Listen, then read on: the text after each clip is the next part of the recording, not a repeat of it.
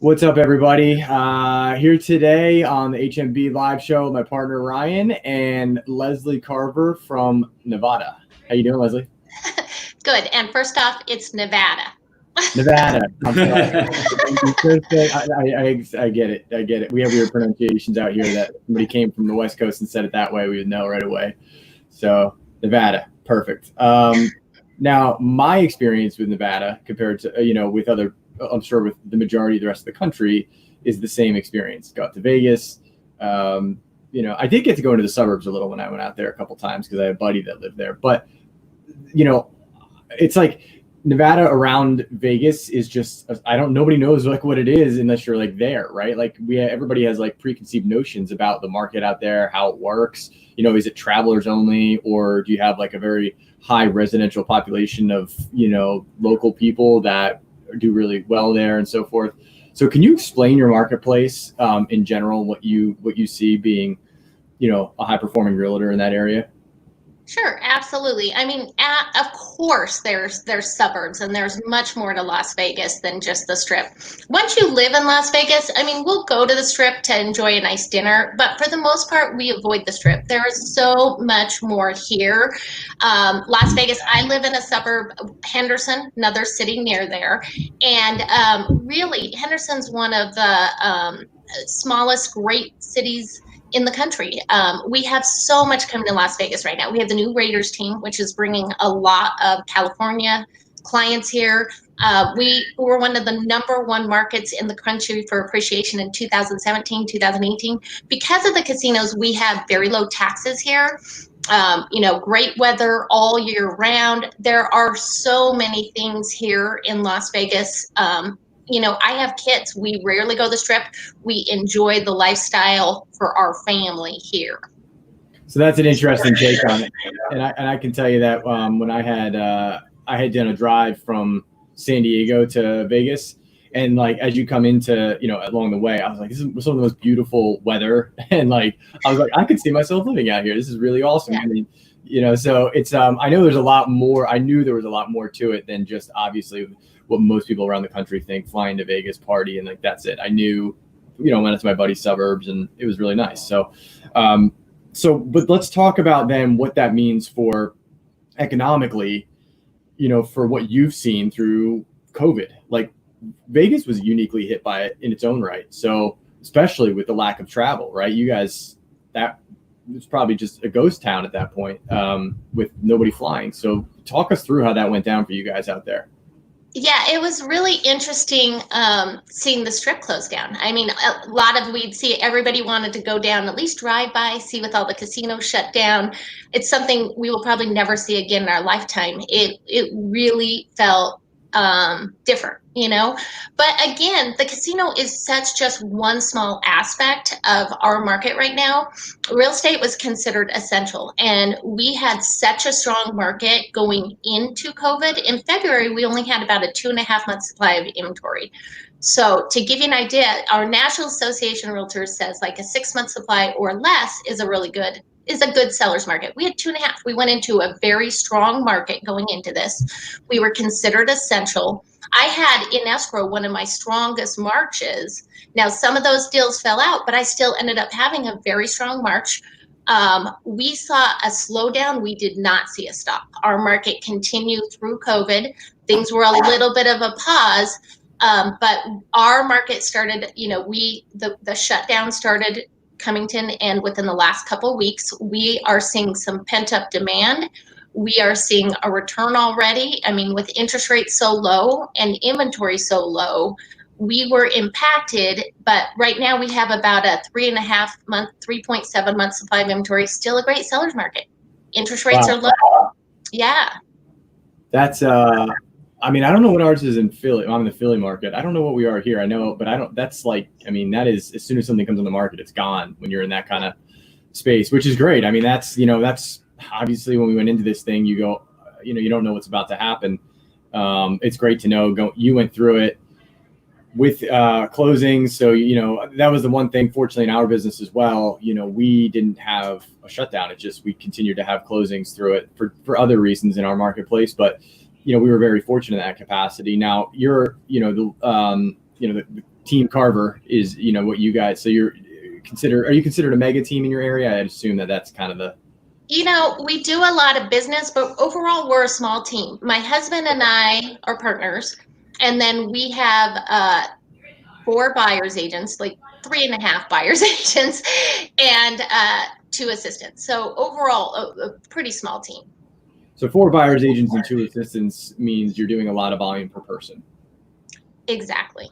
Right. Which probably, I always think about, like, because I've had a few businesses that I've built over the years, the less is more, less to manage, more efficiency. You'd rather have higher quality rather than just kind of vomiting volume all over the place with like people that aren't producing, so I'm sure that's funny because, well, not funny, but the second or third team that we've had on here now around the country that excel in that environment, like, all top 1% producers, all top 1% producers, yeah, with like very high quality people on their team, as opposed to and I don't know if this is the reason that you guys kind of went down this road, but they just didn't want to be bogged down with holding hands and coddling.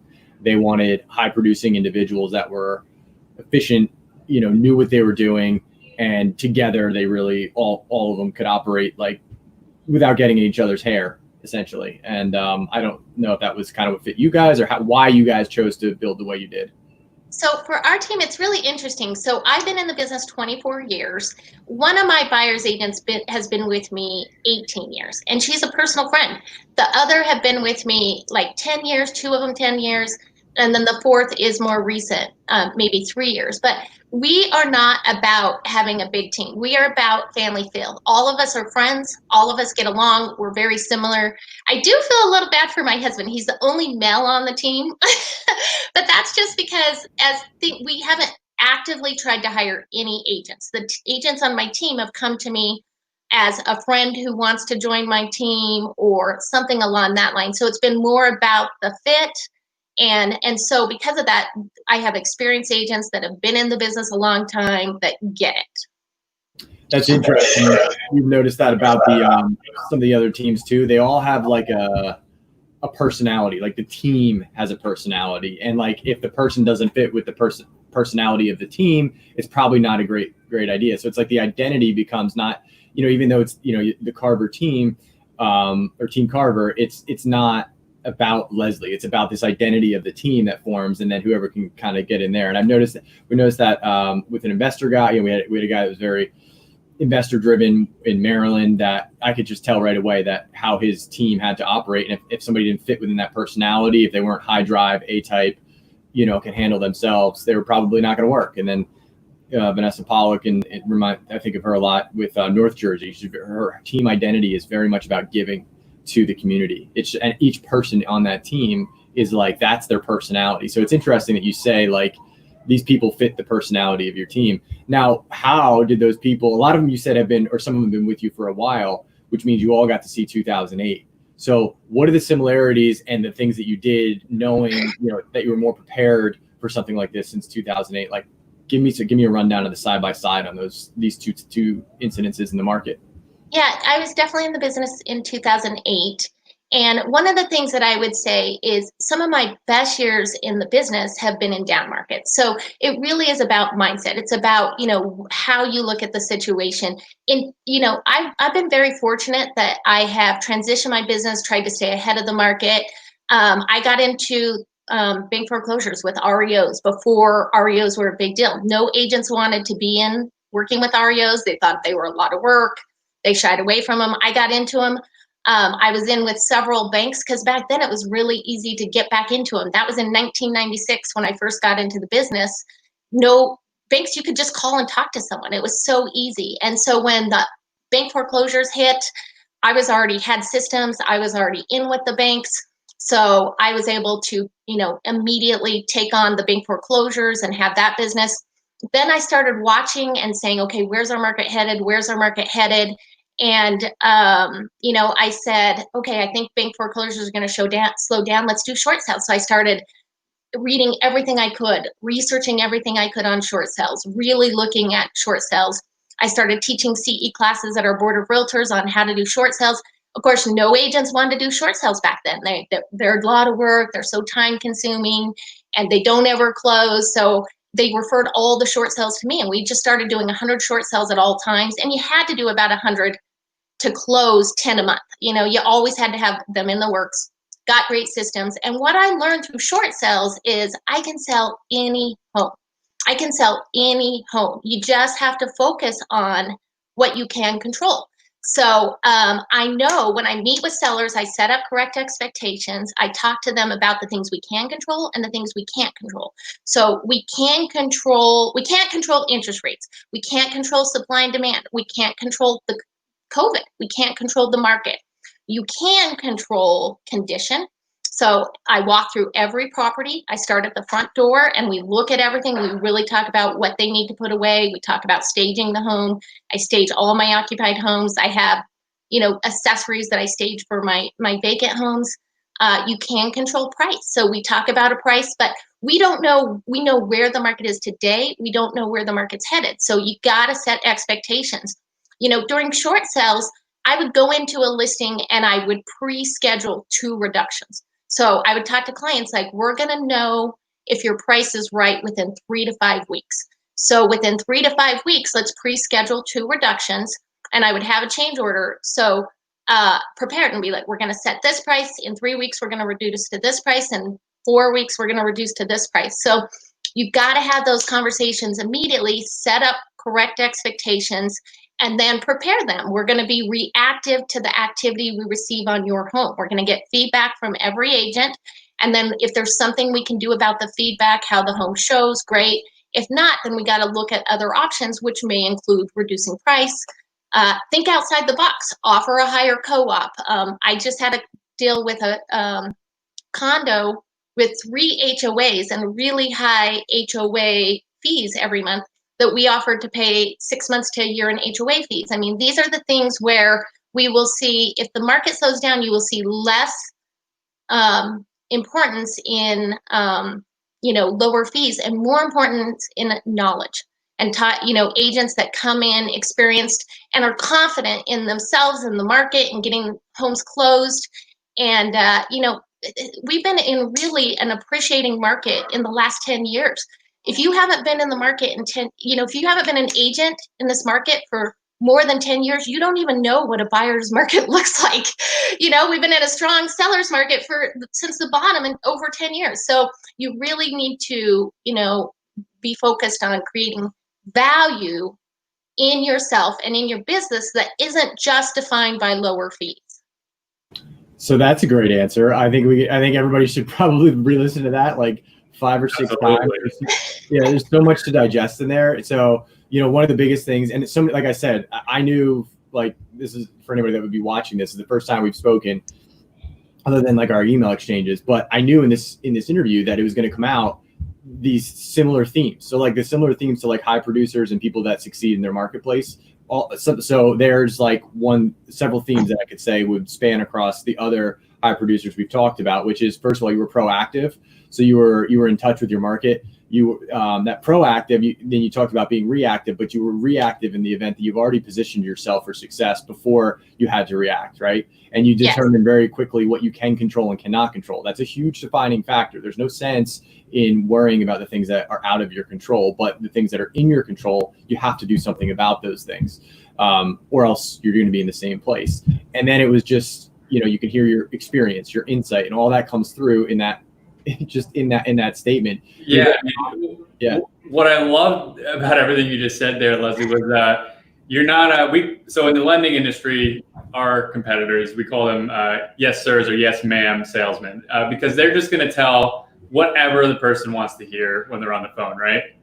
That's not our approach. Like, we're okay with telling people like that's not realistic or that's not going to work. And it sounds like that's somewhat of your approach, because the way you deal with your customers there, you know, you're just setting them up. Like, here's your expectations. Here's what we're going to do in 3 weeks. Here's what we're going to do in 5 weeks. Like, that type of expertise is really what that is, comes across to your customers. And I think that shines even more in moments like this, because you don't want to be setting them up for things that may not happen, especially with all these unknowns. And you're acknowledging that. You're saying there's a lot of unknowns out there right now with COVID and whatnot.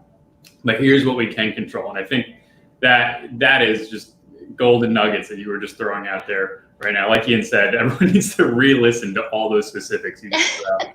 Yeah. Thank you. You know, yeah, go ahead. I actually did put a couple of things together, especially if you have a lot of investors. So I think there's three things that, you know, anyone should be focusing on, whether you're an investor or a real estate agent. I think number one, know your stats. Be hyper local. Know your local stats, and that means know, you know, the days on the market, know the months of inventory. Like I go in, I study the market, I study everything about it. You know, a lot of the title companies will put it out, my broker puts it out. I know exactly how many months of inventory. I know what that means. I know, okay, so now we have a 3.7 month of inventory right now through May in Las Vegas. That means it's still a seller's market. That means we still have high demand. I also know the hot, you know, price point. So especially for investors, this is so important. I know right now, the hot spot in our market is 250 to 400. So that's over 50% of the sales in our market right now. So that is a really strong market. If you're a million or over, we have almost, you know, we have a 19-month supply of inventory in that price range. So you got to know the specifics within that. There's certain zip codes that are very desirable right now. As of last month, our average sales price in Las Vegas was $373. But what's more important is our median sales price was $372. So someone who studies the market, you'll see usually the median is a lot lower in Las Vegas than the average. So that kind of shocked me. What I saw from that is the high end's not selling quite as much. It's not dragging that average sales price up. So the median and average are pretty similar, which means really that 250 to 400,000 is important. So for investors, listen, you have to buy a home in this market and you have to sell that same home in this market. So it's really important that you're looking and really looking at what's the hot areas, what's the price range you should be in. And there's some things, you know, here's the great thing about this is that there's opportunity. So the other thing that I think is important is that you have to have a good mindset. So you know, right now when I told you guys I transitioned my business. So what I went into this looking at is where's the opportunity for growth. So for agents, I'm looking at there's a possibility agents could be getting out of the market right now. So I've created some systems where I could take on that business. The agent can still look like they're part of the transaction. There's top agents right now that are leaving companies. I don't know if we're allowed to say. But I don't know if you guys read about Redfin let a lot of agents go. So I actually reached out to a couple of Redfin agents that I really like and do think could be a good fit for our company and thought that might be someone I would take on. They're top agents. I like them. So look for opportunities for growth in that kind of thing where possibly, you know, just like when I look for the REOs and the short sales, how can I transition my business? Look at this as a great opportunity to grow my business and succeed through this. So to me, it was possibly, you know, helping agents that are getting out of the business, possibly helping, you know, clients that may be struggling with getting their home sold from another agent, taking on that, looking for opportunities of growth through contacting divorce attorneys. Unfortunately, we may see that kind of struggle. For investors, you know, the great thing I think for investors is that there's going to be great opportunity. I really think we're going to see our market recover. And so here's the thing. I have an investor. I have clients right now. They have 6 properties. They're coming in town next week. They're, you know, with the rentals, a lot of tenants are not paying and landlords are scared. So there's opportunity there for investors to buy package deals. There's opportunities for investors where, you know, they can come in and a landlord doesn't want to take on this property, so they may be able to get some good deals. And another thing is, I think right now with the market, I think that people are not wanting to take a lot of money out of stocks and bonds, so they're not looking for fixer-uppers. But they do want to buy because interest rates are low. So there's some great opportunity for investors right now to come in and sell because people don't want fixer-uppers. They're not going to withdraw $100,000 and remodel a home themselves. So there's opportunity, and you got to have the right mindset of, this is great. Where can I be more careful? Where can I know my facts and do things smart, but take advantage and grow your business? Yeah, I think It's a whole lot to digest for sure. And I think, two things are very apparent, I think, to take away from what you just said. One, and we've had this in multiple other, as well with the top producers, is that, there's no space, the space for the gap between new agents that don't know what they're doing and your experienced agents that know. Like what you just went into is you gave a peek into like your knowledge level and ability level as to how much of an expert you really are. And that was just you coming up with a note for the show. So can only imagine what goes on behind the scenes, right? So like if I'm a new agent, unfortunately, the reality is, how am I going to compete with you? So experienced agents, I think you're going to watch grow tremendously already coming out of this, because there's a washout factor. There's the factor of people that came into this, they were a teacher, whatever, yesterday, I'm going to get my realtor's license at night. It was easy to all of a sudden do a closing a month with no real skill set, no adjusting, no adaptation to the marketplace, because it was just on a straight uphill rise. The moment you have these, how do you save your March deals? How do you know where to put your investors? How do you, analyze your market? Once you have to actually use those skill sets, now agents like yourself are like, I've been waiting for 10 years to have to be able to use this and tell people about it, right? Like it's a skill set that you really haven't had to use as much, because you didn't have to be, the market allowed you to, your expertise to not really have to shine. Now is when, people are going to look back in 10 years and be like, man, remember when Leslie was, in this position? Well, she's been studying this for 20 years. She's been doing this, and all those things are in place already, which I think is a massive, I don't know. I don't want to discourage a new agent, but I usually, what I've encouraged people, or people that have asked, what should you be doing now? My honest answer is like trying to poke their mind, get on their team, like learn from these people that have been through now 2-3 cycles and how they're doing this. And like, what's the difference between you and them right now? What's the difference between their knowledge level? That is, and you just really actually did a good job showing, I think, right, Ryan, like what the difference could be there in terms of a new agent that's kind of maybe taking a class or two to Leslie, micro surgically cutting up the zip codes and why and the divorce. And the other end of that, I think that's really important that you mentioned there, is like the yin and yang factor. So everybody's like panicked about the airline industry or panicked about whatever industry, but that's from one person's perspective. And what you're saying is take the other perspective. Let's say my company buys distressed assets and I'm an IPO, and I like to take utility companies into an IPO. I've been waiting 10 years for this opportunity. So now is my time to shine. So if you ask me and that was my job, I'd be like, this is the greatest market I might see the rest of my life.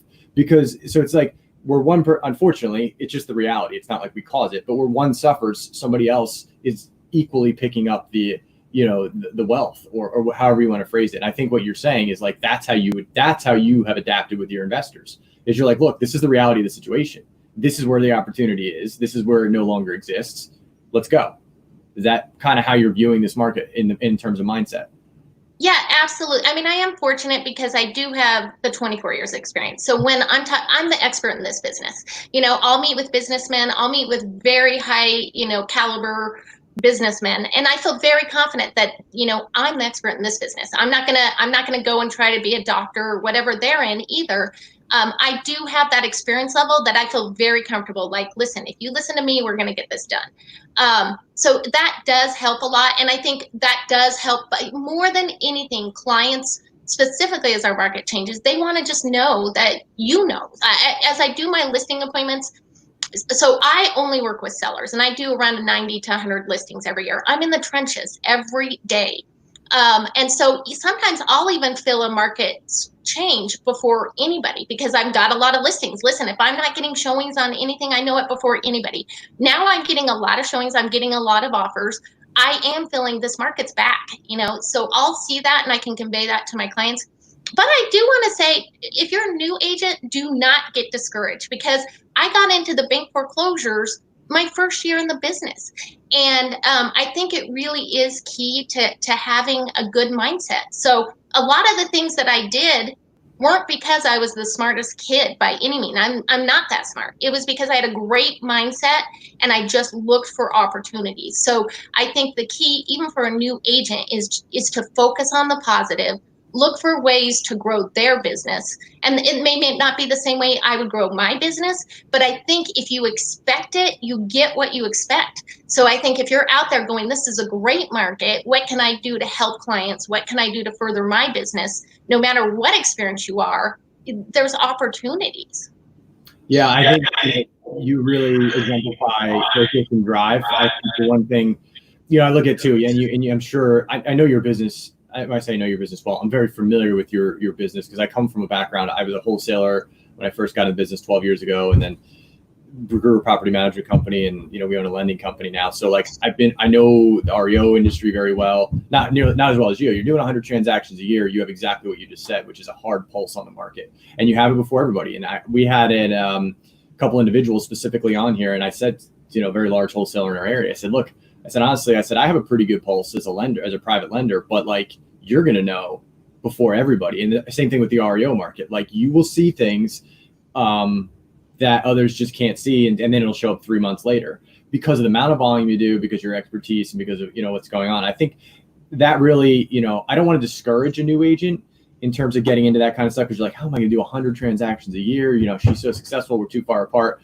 I also say to myself though that, like you said, you weren't the smartest kid in the room, neither am I, but there was nothing that was going to stop me when I got into this, right? That was the deal. That was the only deal. It was just like there was no other option in my head. Like I didn't see any other path to do it. And I think that tenacity overcomes so much in terms, there was no talking yourself out of something. There was no you telling me I couldn't do this. Like if you have those skill sets, everything else in between, eventually you will be Leslie Carver at some capacity. If you can, so you will be whoever you're trying to get to, right? But it's really the defining factor when you look at it is like the drive and the focus and the grit that was able to put you here over 24 years. We get to see it on a show right now, the culmination of what 24 years of that looks like, right? So I don't know, I'm pretty pumped up about this interview. I feel like I'm like, she's saying all the right stuff's being said, right? So what let me do this before we part ways. What advice would you give to somebody that, okay, tomorrow I'm taking my real estate exam tomorrow, or I'm going to buy my first investment property. What should I be thinking and doing right now? So the key is, what should you be thinking? So whether you're a brand new agent, whether you're, 30 years in the business, I see agents with all kinds of experience under their belt that have a negative mindset right now, that are looking at social media and getting involved with all this stuff. They're posting things on social media. I would say be very intentional about what you put in your mind. Limit social media right now. Don't get involved in that. Read things that are going to move your mindset forward. Read books that are very powerful, that are going to help you have the right mindset. I listen to books all the time. I have the audio app, and I'm just constantly looking for what's a good book that's going to help me move forward. Make sure you're very intentional. I know a lot of people think, oh, gratitudes, but there were many years where positivity just came to me naturally, and then there were several years where it didn't, and I just still had to create it. So I would get up and be like, I'm writing my gratitudes. I would write my gratitudes every day, which started, and it didn't come natural, but I did it. And then that allowed it to be intentional. So write your gratitudes every day. Listen to things that are going to help you and your business and your mindset, and definitely look at every single situation as an opportunity, and look at it, expect the opportunity. Listen, I don't know the answer myself on where to transition my business right now. I don't know what's the best way to continue to grow my business, but I have my eyes open for opportunities. That's the key. If you watch the market with an open mindset of, what can I do better? What can I do to help grow my business? What can I do to further myself through this situation? That is the big thing. We do a lot of these interviews. I could say this is a good one. This is a really good one. You stole the words from me. I was going to say, we've been doing this since the middle of March, of all these interviews, and I think the specifics that you have given in the last 30 minutes have been the most powerful. And I honestly think that all the interviews. Yeah, it's absolutely not surprising as to why you're successful. Like there's no hidden reason in this interview. Like, how do they do it? Nope. It's all right there. It's all very clear. And it's simple. It's simple. The brand new agent, anybody can do it. Yeah, that's right. There's nothing that's I always think if one other person did it, you can, right? I've always said that to anybody. I'm like, if I did it, you can, trust me. But I don't know, everybody either gets their own way. They're their own worst enemy or their own, best friend. It's just a matter of how they want to go. So Leslie, thank you. I'm really glad that we got to do this. I really find a lot of interesting people during this, and every one of you has there's a theme. And Ryan, we should write a book. Seriously. Because it's and this has just turned out to be a social experiment, but successful people all do the same stuff. It's true. You read that, but it's true. So Leslie, thank you so much. And Leslie, how can people get in touch with you before we go there? No, sorry. Yeah, how do people get in touch with you? Yeah, so you guys have the website up there. That's great. And then I'll give my phone number at 702-436-3615. They can call me. They can reach out through the Team Carver. My email is leslie@teamcarver.com. Perfect. Thank you, Leslie. You have a good day. All right. Thanks, guys. Take care. Take care.